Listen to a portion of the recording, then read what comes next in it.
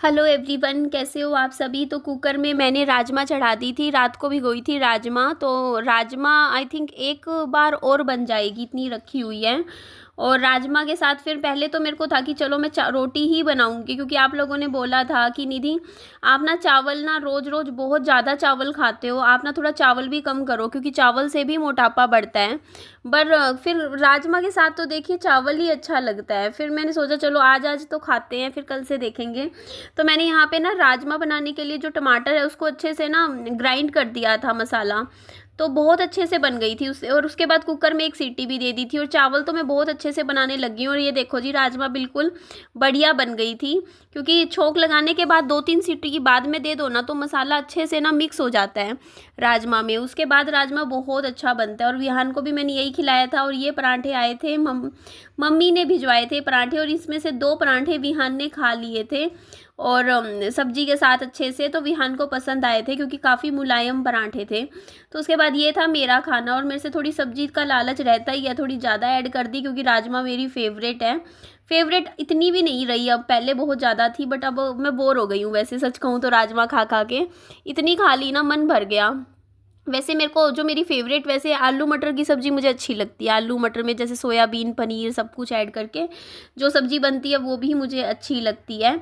तो उसके बाद मैं यहाँ पे बाहर का जो एरिया है ना, मैं ये थोड़ा सा मैं साफ़ कर दूँ। ये जगह बाहर का झाड़ू ना मुझे 2 से 3 बार लगाना पड़ता है। अब मैं डस्टबिन ना साथ के साथ फेंक के आती हूँ, क्योंकि हमारे यहाँ पर बंदर आते हैं, और जैसे डस्टबिन में हमने कुछ खाने का, हम किचन का भी सामान फेंक देते हैं इसमें, तो 2-3 बार बंदर आ गए यहाँ तक डस्टबिन में कुछ खाना खाने के चक्कर में, खाना चेक करने के। और फिर डर लगता है, देखो बच्चे को काट जाए, इसी वजह से। और ये धूप में मैं बिल्कुल भी विहान के खिलौने नहीं रखती हूँ, क्योंकि धूप में ना प्लास्टिक है, ख़राब हो जाएगा। पूरा दिन 1-2 दिन धूप में रखा रह गया खिलौना तो वो प्लास्टिक ही पूरा फेड हो जाता है, रंग उड़ जाता है। इसीलिए विहान खेलता है, जब तक खेलता है, जैसे ही मतलब फिर मैं सारे खिलौने इसके अंदर छाँव में रख देती हूँ। और ताकि ना इस एरिया में मैं ज़्यादा, बस यहाँ ये एरिया में हम बस ऐसे ही है, बस बच्चे बैठ के खेल लेते हैं शाम को यहाँ पे बैठ के अपना अंदर ही अंदर से। तो बस इसीलिए ये जो जगह है बस यूज़ होती है। या सर्दियों में मम्मी यहाँ पर फोल्डिंग बिछा के सो जाती है। हाँ, लेकिन अभी सर्दियों में ना, सर्दी कह रही हूँ, गर्मियों में ना, ये जो बाहर का एरिया है ना, यहाँ पे ना मेरे पास फराटा मंगवाया था मैंने पिछली बार। तो फराटा लगा के, क्योंकि ठंडी ठंडी कभी कभी ना बहुत ठंडी ठंडी हवा आती है गर्मियों में, मौसम अच्छा हो तो बाहर फोल्डिंग बिछा के आराम से फराटा लगा के बाहर ही सो जाओ, इतना बढ़िया मौसम हो जाता है। तो उसके बाद मैं ये बाहर का, ये अंदर का एरिया थोड़ा सा मैं झाड़ू से साफ़ कर रही थी, क्योंकि यहाँ पे ना, यहाँ पे भी मैं कपड़ा वपड़ा ढकूंगी, क्योंकि जैसे विहान की गाड़ी है यहाँ पे, वैसे तो देखो ऊपर छप्पर सा बना हुआ है, लेकिन फिर भी देखो धूप तो आती ही है। तो धूप से बचा के रखना बहुत ज़रूरी होता है सामान को, वरना। और ये साइकिल ना मैंने ख़रीदी थी आज से 4 साल पहले, जब मैं यूट्यूब पर आई थी ना, मैंने तभी ख़रीदी थी, और मैंने आज तक नहीं चलाई। उस टाइम एक्चुअली क्या था, खरीदने का पर्पज़ साइकिल का मेरा ये था कि हम जिस सोसाइटी में रहते थे ना, वो सोसाइटी बहुत दूर थी, और अगर मैं सोचती थी ना मुझे बाज़ार जाना है, तो ऑटो वगैरह में जाना मेरे लिए बड़ा मुश्किल हो जाता था। तो उस टाइम मैंने सोचा कि मैं साइकिल ख़रीद लेती हूँ, साइकिल पे आना जाना कर लूँगी। जैसे छोटी छोटी जगह अगर मुझे जाना है, मेरी ही कॉलोनी की सोसाइटी के अंदर मुझे कहीं जाना है, दुकान तक भी जाना है, तो साइकिल सही है, साइकिल पर आप जा सकते हो, वरना पैदल जाना पड़ता है। ये सोच रख के मैंने साइकिल ख़रीदी थी। लेकिन उसी टाइम मैं आ गई यूट्यूब पर, और यूट्यूब पे आने के बाद तो आप लोग जानते ही हो, वीडियोस बनाने का इतना काम हो जाता है, इतना काम कि फिर मेरे को ना ऐसा मौका ही नहीं मिला साइकिल चलाने का। फिर भी मैंने साइकिल बेची नहीं, मैंने अब तो बेचती भी नहीं। मैं सोचती हूँ 2-3 साल बाद तो विहान ही चला लेगा, क्योंकि वो 5 साल का हो जाएगा मेरा बेटा, तो 7-8 साल का बच्चा ये साइकिल चला ही सकता है। तो मैं इसको बस संभाल के रख देती हूँ साइकिल को, धूप से बचा के। कुछ टाइम बाद तो मेरा बेटा ही चला लेगा। और कल सिलेंडर भी भरवा लिया मैंने, बड़ा सिलेंडर, और गैस गीज़र में लगवा लिया। तो अच्छा ये है कि अब गर्म पानी मिल गया, तो मैं आराम से कल अच्छे से गर्म पानी में मैंने सिर विर धोया अच्छे से। आज अच्छे से मैंने हेयर वॉश कर लिए, विहान को भी अच्छे से नहला दिया, क्योंकि अभी हम ठंडे पानी में नहीं नहाते हैं, अभी हम गर्म पानी में ही नहाते हैं, मुझे ठंड लगती है। आप लोगों ने ठंडे पानी में नहाना शुरू कर दिया या नहीं किया, मुझे कमेंट करके ज़रूर बताइएगा। और इस टाइम ना मुझे अपने वज़न की इतनी ज़्यादा टेंशन हो रखी है ना, इतनी ज़्यादा कि आप लोग पूछो मत, क्योंकि जो भी टी शर्ट्स लाती हूँ ना महीने बाद टाइट हो जाती है मेरे। ये टी शर्ट भी आप देखोगे ना, मैं अभी ख़रीद के लाई थी, और थोड़ी सी तो चलो ये फिटिंग थी, बट ये भी लग रहा है कि ये एक्सेल साइज़ है, एक्स्ट्रा लार्ज साइज़ की टी शर्ट मुझे इतनी फिट आ रही है, मुझे खुद को यकीन नहीं हो रहा है। तो बस अभी 1-2 महीने लग के, कम से कम 2 महीने लग के ना मैं अपना 5-6 किलो वज़न जल्दी जल्दी कम कर लूँ। मतलब ये है कि थोड़ा तो कम करूँ वज़न, क्योंकि इतनी ज़्यादा मोटी हो गई हूँ ना मैं कि अब क्या ही बोलूँ मैं आपको, इतनी ज़्यादा। तो अच्छा सा भी नहीं लगता खुद को इस तरीके से देखना भी मुझे, क्योंकि मैं मतलब होता नहीं है कि फ़र्क बहुत पड़ता है। और देखो जब यूट्यूब पे आते हैं 4 तरीके के कमेंट्स आते हैं, उसमें गलत सलत बोलते हैं वज़न को लेके, तो और भी बुरा लगता है। अब कल भी कमेंट्स आ रहे थे, भैंस भैंस करके मुझे बोल रहे थे, तो देखो बुरा लगता है। अब कितना भी कहो, लेकिन कोई मतलब आप अगर मेरे को वीडियो का काम नहीं होता तब तो फिर भी चलो मैं मान लेती, लेकिन जब आप वीडियो बनाते हो और वीडियो में आपको अपने शरीर के साथ आना होता है, आप शूट करना होता है खुद को, और उस टाइम फिर आप मोटे हो जाओ, और फिर यहाँ सोशल मीडिया पे तो आपको पता ही है कितनी ज़्यादा ट्रोलिंग का सामना करना पड़ता है। तो बहुत ज़्यादा रोना भी आता है कभी कभी मुझे अपने वज़न को लेके, बहुत बुरा लगता है कि यहाँ से भाग लूँ मैं। तो ये देखो जी, आचार्य जी की फ़ोटो मिली थी, मैंने यहाँ पे लगा दी। हेलो एवरीवन, कैसे हो आप सभी। मेरा ये पार्सल आया है, चलो मैं इसे ओपन करती हूँ। तो इस पार्सल में है हमारी बुक। तो विहान काफ़ी खुश हो रहा है कि मेरे लिए बुक आई है। तो मैंने ये एलोन मस्क है, उसकी बायोग्राफी की उनकी बुक मंगवाई है। तो एलोन मस्क हैं जो कि दुनिया के सबसे अमीर आदमी हैं, ये देखो। लेकिन आप अमीर नहीं हो। तो ये बुक मुझे काफ़ी अमीर आदमी की है, अमीर आदमी की है। एलोन मस्क, इसका ये देखते हैं।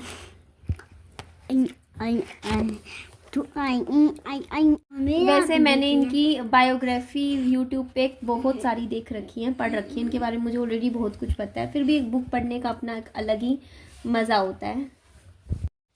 तो खाने का काम हो गया था, उसके बाद मैं थोड़ी सी सफाई करूँगी। सफाई तो मेरी इस कमरे की दिन में 3 से 4 बार होती है। बेड भी मेरा 2 से 3 बार झड़ता है, रात को सोने से पहले भी एक बार झाड़ती हूँ, दिन में भी सुबह भी झाड़ लेती हूँ, दिन में भी फिर थोड़ा सा गंदा सा लगने लग जाता है तो फिर झाड़ती हूँ। तो ऐसे बार बार रहता है। झाड़ू भी बार बार लगाती हूँ, क्योंकि बच्चे हैं, खेलते हैं, चप्पल पहन के आ जाते हैं अंदर तो मिट्टी आ जाती है। तो बार बार देखो कमरे को थोड़ा थोड़ा मुझे साफ़ करना ही पड़ता है।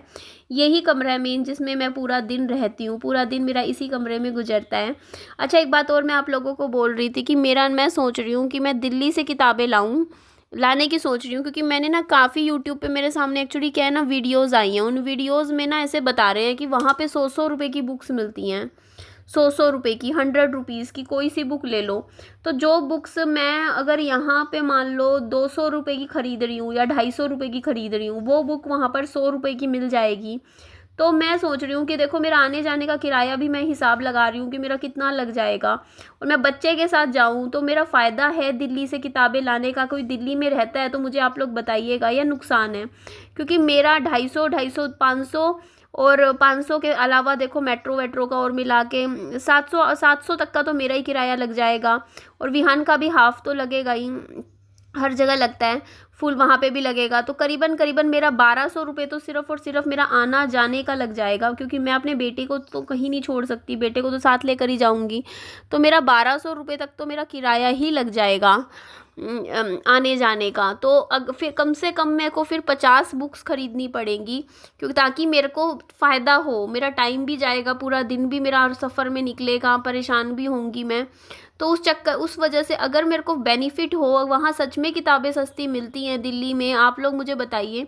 और दिल्ली ISBT में मेरे को अब पता नहीं कितने की मिलती है, लेकिन हाँ मुझे उस टाइम याद है कि 100 की बुक मिल जाती थी 100 रुपये की। आज से कई साल पहले जब मैं जाती थी, अब जैसे जब मैं जॉब किया करती थी तो मैं ISBT पे उतरती थी, तो वहाँ पे बुक्स बेचते थे। बट अब मुझे कोई आइडिया नहीं है, क्योंकि देखो मैं ऑनलाइन मंगवाती हूँ, तो ऑनलाइन तो आप लोगों को प्राइस पता ही है कितने का क्या चीज़ मिलती है। अब मैं अमेज़ोन से ही मोस्टली मंगवाती हूँ, या मीशो या फ्लिपकार्ट से भी कभी कभी मंगवा लेती हूँ। लेकिन यहाँ पर तो मैंने एक बुक था, शॉप एल्कोहलिक नाम से थी वो, उसकी मैंने 2 पार्ट्स पढ़ रखे थे। मतलब मैंने वैसे नहीं पढ़े, बुक खरीद के परचेज़ करके नहीं पढ़े। पहले एक साइट होती थी फ्री ऑनलाइन साइट, मैंने वहाँ पढ़ी थी जब मैं प्रेग्नेंट थी, प्रेगनेंसी के टाइम मैंने 2 बुक्स पढ़ी थी। तो उनके मैं रेट देखा ना अमेज़ोन पे, मैंने कहा पूरा सेट कितने का, इतना महंगा, क्योंकि फॉरेन ऑथर्स की जो बुक्स होती है ना, जो बाहर की कंट्रीज़ की होती हैं, वो बहुत ज़्यादा महंगी होती हैं, क्योंकि यहाँ का देखो रुपया नहीं चलता ना, वहाँ पे वो डॉलर के हिसाब से होती हैं, और फिर डॉलर को जब रुपीज़ में कन्वर्ट करते हैं तो वो बुक एक बुक 600, 700, 800 रुपये से कम की नहीं होती है। बहुत महंगी। कई बुक तो मेरे को पसंद आई है, वो मेरे को मन किया कि मैं लूँ, लेकिन वो 2,500-3,000 हज़ार रुपये की है। अब इतनी महंगी बुक तो मैं अफोर्ड कर ही नहीं सकती हूँ। मैं मोस्टली इसीलिए इंडियन ऑथर्स की ही किताबें खरीदती हूँ, क्योंकि वो सस्ती होती हैं और वो अफोर्डेबल प्राइस की भी होती हैं। फ़ॉरेन ऑथर्स की मैं मतलब जो मैं ख़रीद सकती हूँ मैं वो ही खरीदती हूँ, क्योंकि आप प्राइस का डिफरेंस देखना कितना ज़्यादा है, बहुत ही ज़्यादा है। बट मैं चाहती हूँ कि देखो सिर्फ मैं इंडियन ऑथर्स तक सीमित ना रहूँ। मैं बुक्स अगर पढ़ रही हूँ तो मैं बाहर के देशों की भी, हर देश की किताबें पढूँ। मैं जापानीज़ बुक्स पढ़ना चाहती हूँ, मैं चाइनीज़ बुक्स भी पढ़ना चाहती हूँ, मतलब ऐसी बुक, मतलब लेकिन वो मतलब इंग्लिश में कन्वर्टेड जो बुक्स होती हैं, तो वो बुक्स के लिए मैं एक वास्ट होता नहीं कि मुझे पूरा कलेक्शन ढूंढना है। तो मेरे को लगा कि सुनने में आया है कि दिल्ली में बुक किताबें बहुत सस्ती मिलती हैं। संडे को मार्केट लगती है दिल्ली में, जहाँ पे कोई भी किताब है 50 रुपए की, 100 रुपए की ऐसे मिलती है। इवन किलो के रेट भी किताबें वहाँ मिलती हैं कि आप किलो की रेट भी ले लो। अब सुनने मतलब देखो यूट्यूब पे जो दिखाते हैं वो सब कुछ रियल तो नहीं होता है। अब यहाँ जो दिखा रहे हैं, बोल रहे हैं, क्या पता वहाँ ऐसा ना हो, और क्या पता पेज की क्वालिटी बहुत ही ज़्यादा ख़राब हो जो वहाँ पे किताबें मिलती है। क्योंकि मैं जो बुक्स मंगवाती हूँ ऑनलाइन, उनकी कुछ किसी कोई बुक होती है जो पायरेटेड होती हैं, उनकी क्वालिटी अच्छी नहीं होती। बट फिर भी काफ़ी हद तक किताबें होती हैं जो अच्छी होती हैं। कुछ तो बिल्कुल हैंड कवर होती हैं, उनका तो प्रिंट वगैरह इतना अच्छा होता है ना, बुक को देख के ही इतनी खुशी होती है कि इतना अच्छी हालत में हमें, बढ़िया हालत में किताब मिलती है। बट वही चीज़ मैं सोच रही हूँ कि बुक की हालत पे भी डिपेंड करता है कि वो किस पोजीशन पे है, क्या ये सेकंड हैंड बुक्स मिलती हैं वहाँ पे, किस तरीके की किताबें मिलती हैं। तो आप लोग अगर वहाँ से हो तो मुझे ज़रूर बताइएगा। और कॉफ़ी तो देखो मुझे 1 कप चाहिए ही होती है। कल ट्यूशन विहान गया नहीं, 2 दिन हो गए हैं छुट्टी मार रहा है। फिर कल मैंने अपनी एक्सरसाइज रूटीन को 10 में से 6 नंबर दिए, क्योंकि कुछ नंबर मैंने मैगी के काट लिए, क्योंकि मैंने कल मैगी खाई। लेकिन मैं अगर मीठा नहीं खा रही हूँ तो इसका मतलब मेरी डाइट काफ़ी हद तक सही जा रही है, क्योंकि मेरी डाइट बहुत ज़्यादा ख़राब है। अगर मैं पूरे दिन में ना थोड़ा बहुत जंक खा रही हूँ ना, तो भी मैं कहूँगी कि मेरी डाइट सही है, क्योंकि मैंने इतनी चॉकलेट्स खाती थी ना, मैं दिन की 3-4 चॉकलेट्स खा जाती थी। तो वो आदत मेरी छूट जाएगी ना तो बहुत ही बढ़िया है, क्योंकि अब मैं बहुत सीरियस हूँ अपनी वेट लॉस जर्नी को लेके। और मैं धीरे धीरे, देखो गलतियाँ मैं मानती हूँ कि शुरुआत में ज़्यादा होएगी, शुरू के 1 महीने मेरे से गलतियाँ होंगी, मैं मानती हूँ कि कुछ चीज़ें ऐसी होंगी जो मुझे धीरे धीरे समझ आएगा कैसे करना है। मैंने बहुत सारी वेट लॉस के ऊपर किताबें खरीदी भी हैं और हैं भी मेरे पास, और 1-2 मंगवाई भी हैं। तो मैं जब तक मेरा 10 किलो वज़न कम नहीं हो जाता तब तक मैं सिर्फ़ और सिर्फ वेट लॉस के ऊपर ही किताबें पढ़ूंगी। अगले 2 महीने मैंने अभी ओशो की जो बुक थी संभोग से समाधि की, और वो पढ़नी शुरू करी थी। उसके मैंने 10-15 पेज पढ़े थे और वो मैंने रख दी साइड में अभी, कि वो बुक मैं पढ़ूंगी बाद में, क्योंकि मेरे को हो रही है इस टाइम बहुत ज़्यादा टेंशन अपने वजन की। तो अभी मैं अपना, इसीलिए वेट लॉस से रिलेटेड मेरे पास जितनी भी किताबें हैं ना, पहले मैं वो पढ़ लूँगी, ताकि क्योंकि माइंड में कुछ चीज़ सीखने को मिले। मैं चाहती हूँ कि अगर मैं वज़न कम कर रही हूँ तो मैं सही तरीके से वज़न कम करूँ, मैं गलत तरीके से वज़न कम नहीं करना चाहती। मैं ऐसे वेट लॉस नहीं करना चाहती कि मैं आज कर लूँ फिर बाद में वो बढ़ जाए। नहीं कर रहा था,